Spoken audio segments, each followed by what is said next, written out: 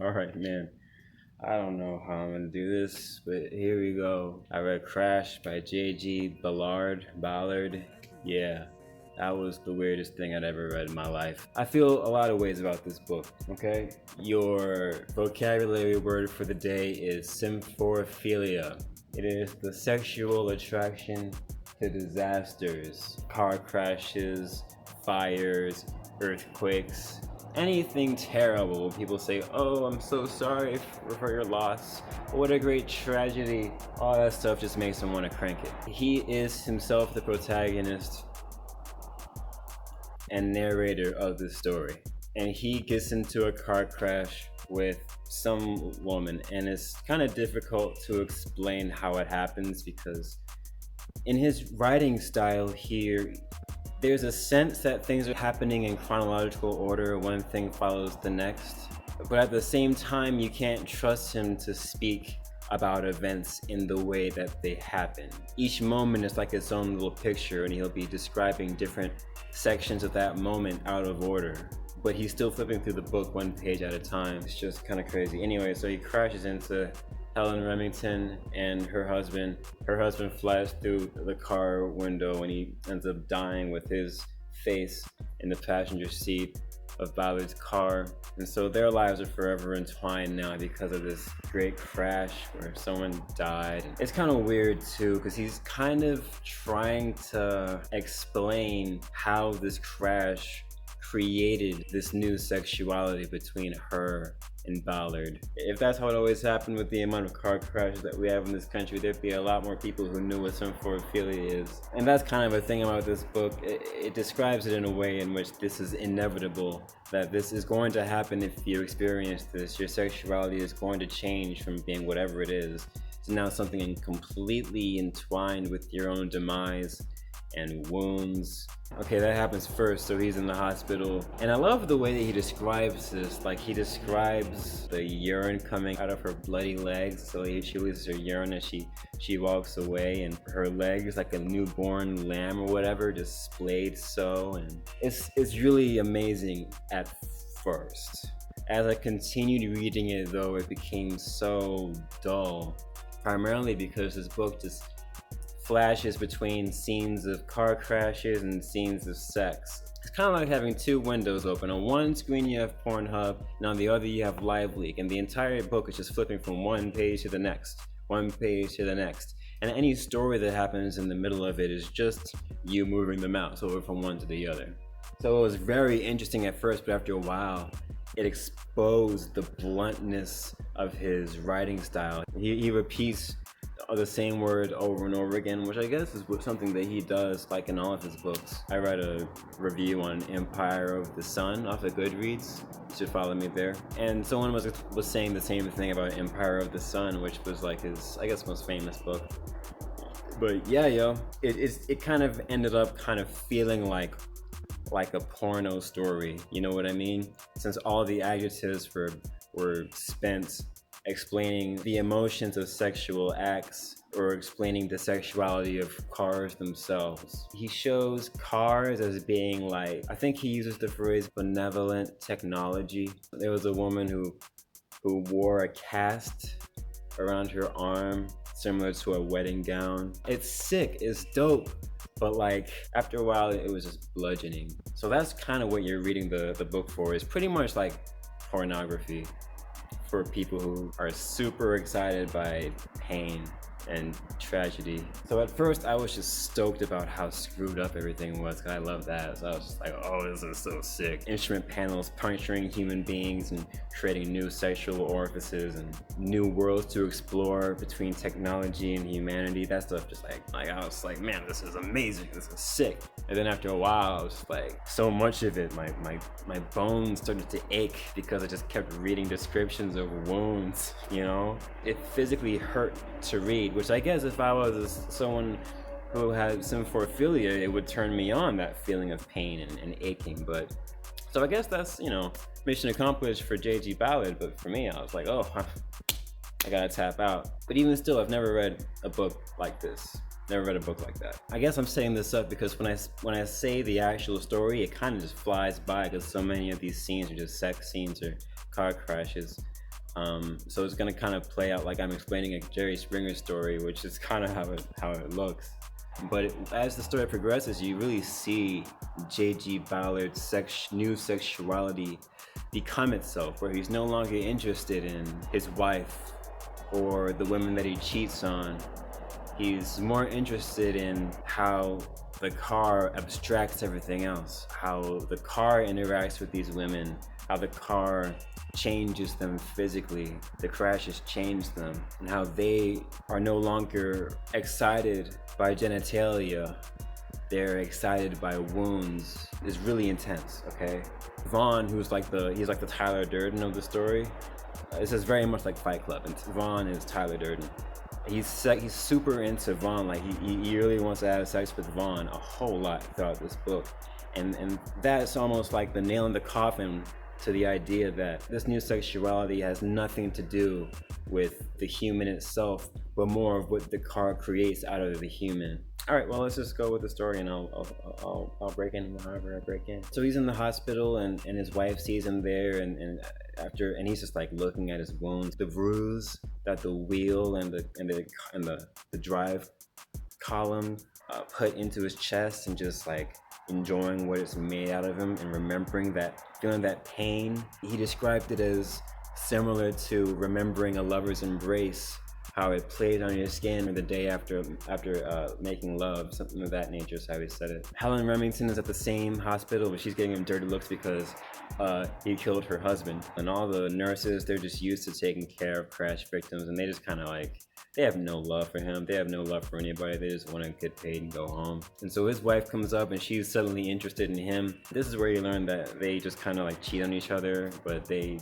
are kind of open about it, and just letting the jealousy create what it creates in the bedroom, kind of as a way of adding splash to their life, I suppose. She gives him a handy or whatever, and that's just kind of, they do this weird kind of mechanical sex in the hospital.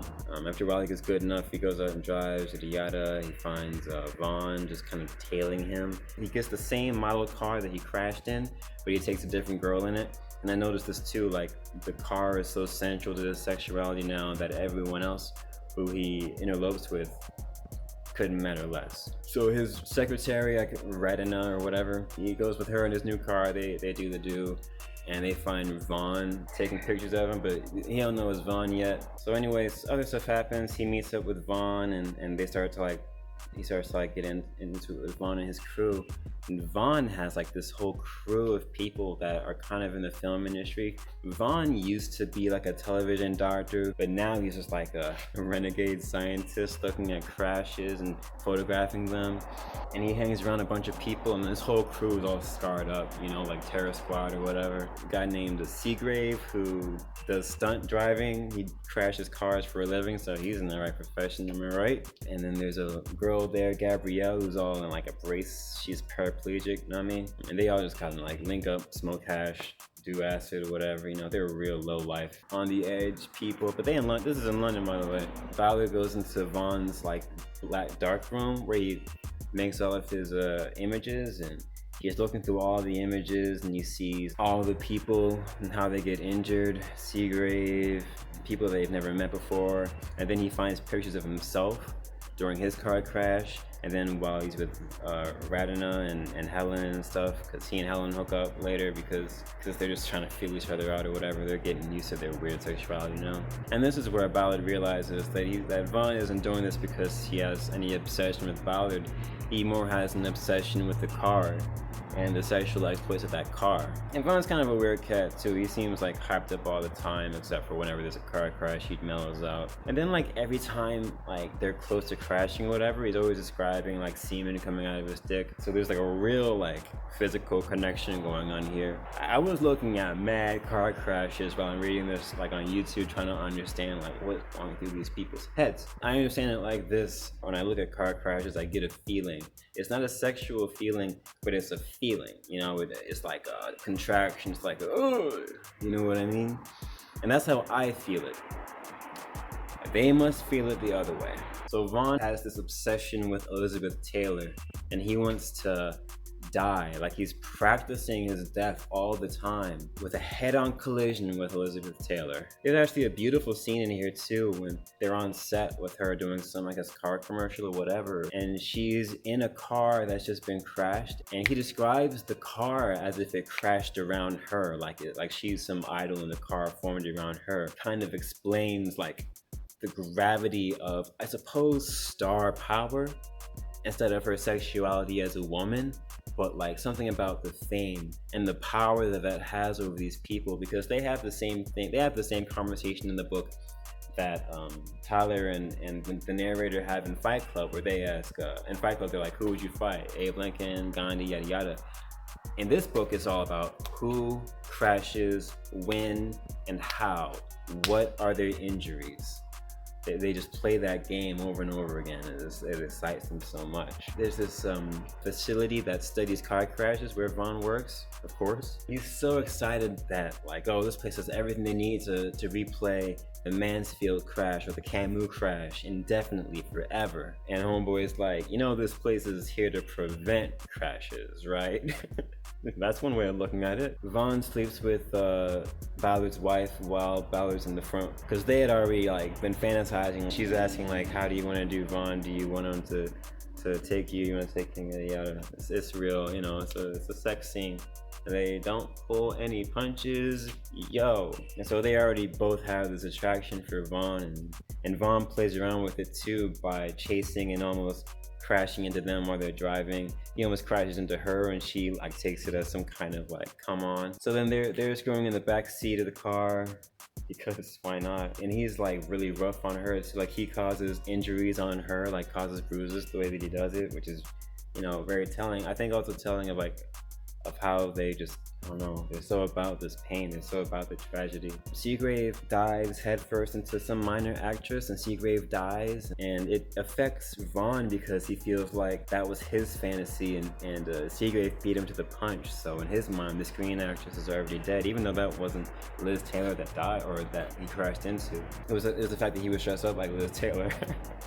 Seagrave was, so I mean, it's kind of wild. So the next day, he's just kind of on amphetamine pills. Vaughn's trying to get him to crash into the next lane, and he doesn't do it. And they screw onto the overpass, and they're both on acid. I'm sorry, they both take acid at that point. And then the next day, like, he wakes up, he starts to sober up, and he goes into one of the abandoned cars that was on the underpass, and he's in an abandoned car. Then Vaughn tries to run into him, and like he tries to evade, but Vaughn smashes into him, and he didn't kill him. Ballard goes home, and he's like kind of thinking about it a whole lot, and he's like in love, you know, he's got that love feeling, but no one knows where Vaughn is. Vaughn is just out driving mad reckless. Vaughn is now chasing Catherine and trying to run into her and stuff. Which is weird too, because at this point, this is like the climax of the novel. I'm sure if they weren't into it, it would play like a horror novel where it's like, oh, it's going to happen. But if anyone here got injured or died in an accident, it wouldn't be a tragedy for them. It would be what they want. So it felt odd reading it. Like the pacing of it was so weird, because I couldn't get myself to be like, because I knew that either way, it was gonna be fine. It'd probably be better if everyone died in a car crash. That's what they want, right? Vaughn dies. He crashes into Liz Taylor, but she lives, and he flies on an overpass and friggin' dies. All the people that's in their like little crew, they go out and they go and they see Vaughn's car that was all tore up. Ballard just like slathers semen over everything, his own, just to like, I don't know, consecrate it or something weird like that. Then Helen is with a paraplegic. Now they're doing their thing, and he's with his wife, and they're full blown symphophiliacs now at the end. You know what I mean? Okay, so one of the weirder scenes in the novel is when Ballard gets it with the paraplegic. Their genitals are like dead, but their wounds are alive. Their sexual responses are completely rewired to their wounds. It's the new sexuality. The old sexuality doesn't really count. That's it, yo. It's a weirdie, bro. Like, it made my bones ache after a while, but it was so freaking tight. But also, like, the writing style isn't really clean. It was kind of a chore to like read, and it felt so gray. Like there was very little color in the world, because it was just one thing to the next, and then just in two ways. So I gave it 3 arbitrary stars, but it's definitely it's a banger. All right, y'all.